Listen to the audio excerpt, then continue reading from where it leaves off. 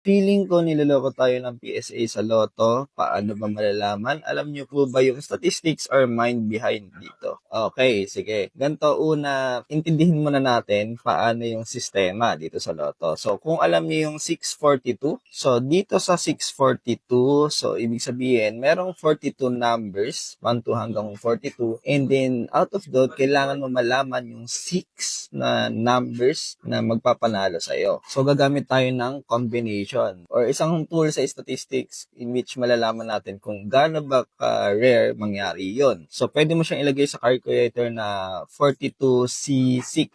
So, kapag nilagay mo yun, lumalabas na 5,245,786 possible combinations. So, ano ibig sabihin nun? Ibig sabihin, kapag tumaya ka ng 5,245,786 times o beses dito, may chance na isang beses doon ay manalo ka. So, masasabi natin na, mathematically or statistically improbable ang isang bagay. Kung sabi natin, out of doon, 2 beses may nanalo. So, posible siya actually, pero almost impossible. Bakit? Kung tumaya ka ng 5 milyong beses, tapos nanalo ka ng 2 beses, para kang nag-coin toss ng, sabi natin yung coin. Diba yung coin may 50-50 na heads or tails. Para kang nag-coin toss na puro ulo ang lumabas 42 times. So, ibig sabihin, 42 times ka nagganon ng barya. Tapos lumabas puro ulo. Walang lumabas na tails. So, ganon ka-rare na magkaroon ng 2 beses na manalo